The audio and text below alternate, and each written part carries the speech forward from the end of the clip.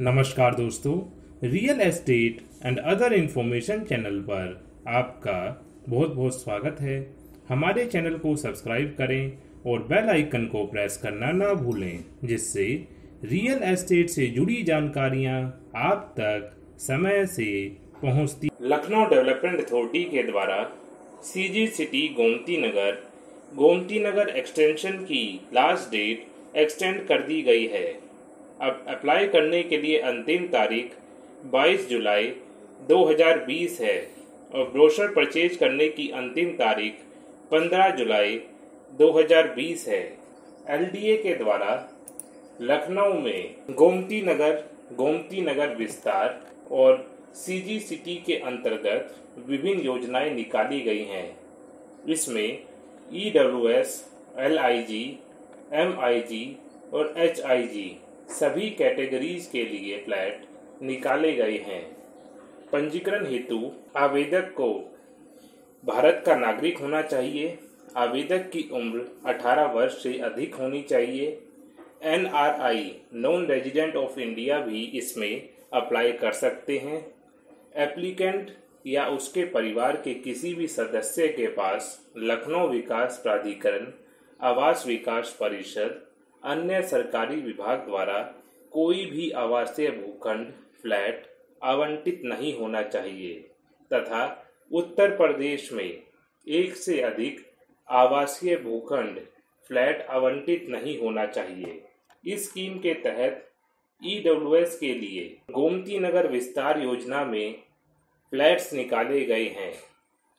EWS के लिए सबसे सस्ता फ्लैट 5,62,000 रुपये का है। ये गोमती नगर विस्तार योजना में सेक्टर 6 में है। गोमती नगर विस्तार योजना सेक्टर 6 में आश्रय 3 और आश्रय 2 के अंतर्गत भी फ्लैट्स निकाले गए हैं। आश्रय 3 के अंतर्गत आपकी अधिकतम आयु साल की 3 लाख रुपए होनी चाहिए और आश्रय 2 के लिए 6 लाख रुपए होनी चाहिए। 5% रजिस्ट्रेशन अमाउंट लगेगी सभी आरक्षित श्रेणियों के लिए। क्रमांक 13, 14, 15 जो कि ईडब्ल्यूएस के लिए आरक्षित हैं, उसके लिए आय प्रमाण पत्र अनिवार्य रूप से चाहिए होगा। फ्लैट्स की मैनेजमेंट 3 साल के लिए, रजिस्ट्री की फर्स्ट डेट 3 साल के लिए एलडीए के पास होगी। एलडीए फ्लैटों का रखरखाव 3 साल तक करेगा। इसके लिए एलडीए ₹1 प्रति वर्ग फुट के हिसाब से प्रति माह अनुरक्षण शुल्क लेगा। उसके बाद फ्लैटों का रखरखाव आरडब्ल्यूए को सौंप दिया जाएगा। इसके अलावा आपको 2% धनराशि कोप्स फंड हेतु भी रजिस्ट्री के समय जमा करनी होगी। लीज प्लान, बिल्डिंग प्लान जब आपको मिल जाएगा, उसके बाद वास्तविक क्षेत्रफल के अनुसार आपको भुगतान करना होगा। जो आपका फ्लैट का सुपर एरिया रहेगा उसमें पार्किंग क्षेत्रफल को शामिल नहीं किया जाएगा। भूखंडीय फ्लैट हेतु जो आपका विद्युत कनेक्शन व जनरेटर होगा उसके लिए आपको 25,000 रुपये अलग से देने होंगे। पंजीकरण प्रक्रिया, आपको 10% पंजीकरण धनराशि ब्रोशर के साथ सबमिट करनी होगी। ब्रोशर का शुल्क 600 रुपये है। उसके अलावा आवंटन के पश्चात, मतलब जब आपको अलॉटमेंट हो जाती है, अगर आपका स्कीम में नाम आ जाता है तो आपको 11% वार्षिक ब्याज के साथ 8 त्रैमासिक किस्तों में शेष राशि को जमा करना होगा। अगर आप कोई भी किस्त जमा करने में आपको देरी हो जाती है तो उसमें 14% की वार्षिक चक्रवृद्धि दर से दंड ब्याज देय होगा। पहली मंजिल के लिए 5% और दूसरी मंजिल के फ्लैटों के लिए 3% अतिरिक्त शुल्क लिया जाएगा। नकद भुगतान के विकल्प हेतु पंजीकरण धनराशि छोड़कर शेष धनराशि 60 दिन में देय होगी। अगर आप जो शेष धनराशि है 75% आप किस्तों का ऑप्शन नहीं लेते और शेष धनराशि 60 दिनों के अंदर जमा कर देते हैं तो आपको 5% की छूट मिलेगी 75% पर। मगर ये छूट आपको अपनी तरफ से नहीं घटानी। अथॉरिटी इस छूट को जो अथॉरिटी ये छूट दे रही है, इसकी धनराशि को 12% फ्री होल्ड शुल्क और अंतिम गणना के समय देय अन्य मदों में समायोजित कर देगी। तो आपको ये जो छूट, अगर आप 60 दिन के अंदर टोटल अमाउंट पे कर रहे हैं तो आपको एक बार कंप्लीट 75% पे करना है। अथॉरिटी उसमें से जो 5% है उस पर आपको छूट देगी और वो जो पैसा है उसको फ्री होल्ड शुल्क और अन्य चीज़ों में उपयोग करेगी और आपको फ्री होल्ड शुल्क और वगैरह वगैरह नहीं देना होगा। अगर आवंटी की मृत्यु हो जाती है तो उसको आवंटित फ्लैट उसके उत्तराधिकारी को आवश्यक अभिलेख उपलब्ध कराने पर हस्तांतरित कर दिया जाएगा। आरक्षण इस प्रकार है: अनुसूचित जाति के लिए 21%, अनुसूचित जनजाति के लिए 2%, अन्य पिछड़ा वर्ग ओबीसी के लिए 27%, विधायक, सांसद व स्वतंत्रता संग्राम सेनानी के लिए 5%, सरकारी सेवकों तथा सुरक्षा सेवाओं के सेवारत कर्मचारी जिन्होंने 50 वर्ष की आयु पूर्ण कर ली हो उनके लिए 5%, विकास प्राधिकरण उत्तर प्रदेश आवास विकास प्राधिकरण परिषद, जल संस्थान, नगर महापालिका व स्थानीय निकाय के कर्मचारियों के लिए 2%, भूतपूर्व सैनिक व उनके आश्रितों के लिए 3%, विकलांगों को शासन आदेश संख्या 55-8-1-18-185 विविध 2010 दिनांक 15/5/2018 के अनुसार 5% हॉरिजॉन्टल आरक्षण देय होगा। विकलांगों के लिए 5% हॉरिजॉन्टल आरक्षण इसमें देय होगा। सीनियर सिटीजन्स के लिए 10% आरक्षण होगा, मगर ये आरक्षण अलग से नहीं होगा, हर श्रेणी में ये आरक्षण काउंट होगा। जैसे कि अगर 21% का आरक्षण अनुसूचित जाति के लिए है तो उसमें 10% जो फ्लैट्स होंगे वो सीनियर सिटीजन्स के लिए आरक्षित होंगे। फ्लैटों का आवंटन लॉटरी के माध्यम से होगा। सबसे पहले लॉटरी उन एप्लीकेंट्स की जाएगी जिन्होंने एक मुश्त भुगतान का विकल्प चुना होगा। उसके बाद जो अवशेष बचे फ्लैट होंगे उनका ड्रॉ निकाला जाएगा बाकी के बचे एप्लीकेंट्स के लिए।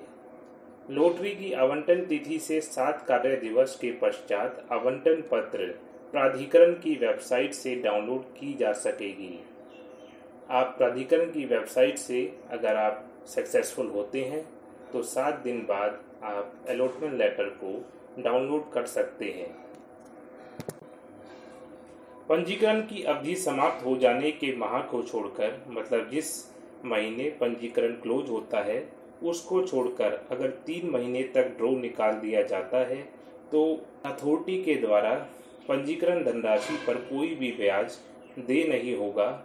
निरस्तीकरण की स्थिति में आवंटन के पश्चात असफल आवेदक जिन एप्लीकेंट्स के नाम पर फ्लैट नहीं अलॉट हो पाएगा कि पंजीकरण धनराशि पंजीकरण की अवधि समाप्त होने के माह को छोड़कर, मतलब इसमें भी जिस महीने पंजीकरण की अवधि समाप्त होती है उसको छोड़कर 3 महीने में अगर वापस कर दी जाती है तो उस स्थिति में कोई ब्याज देय नहीं होगा।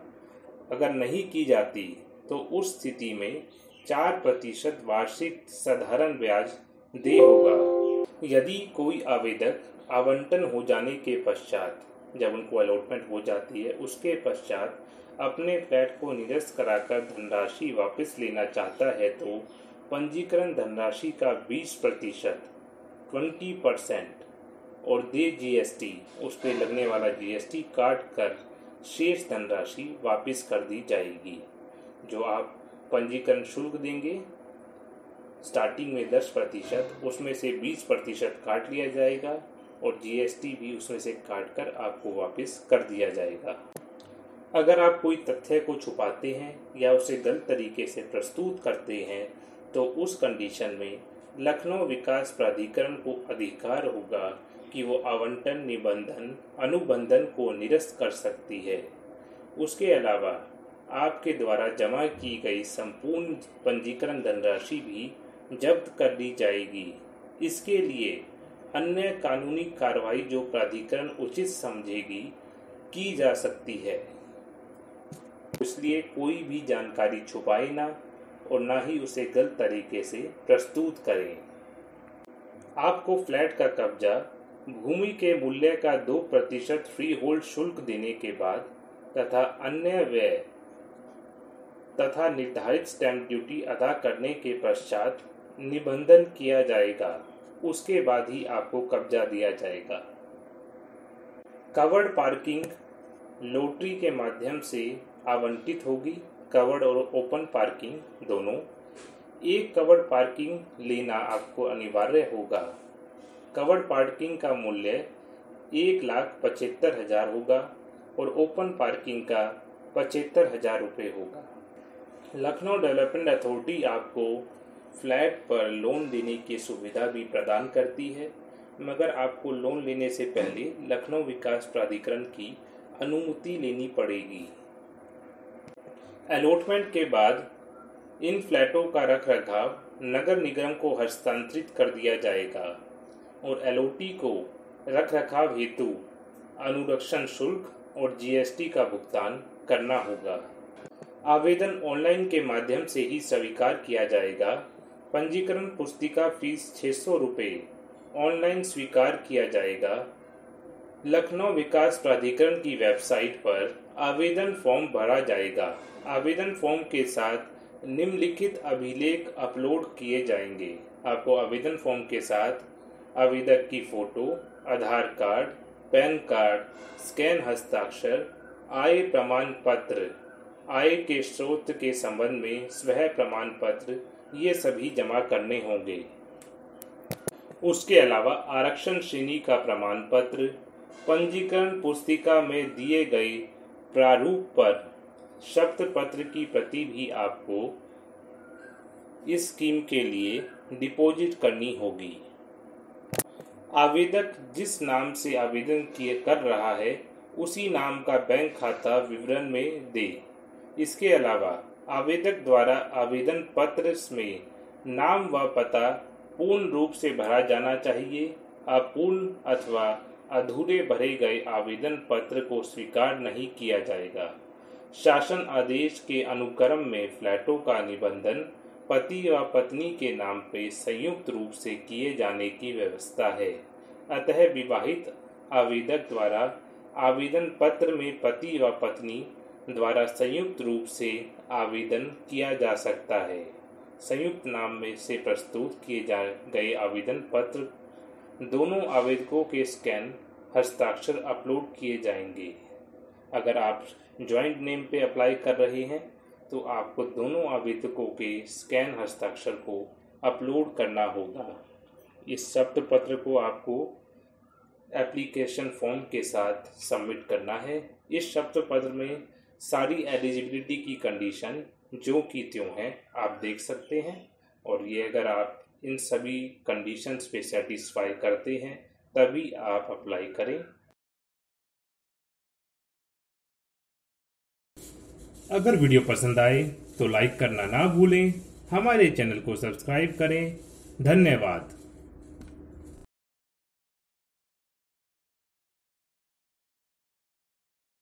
रहें।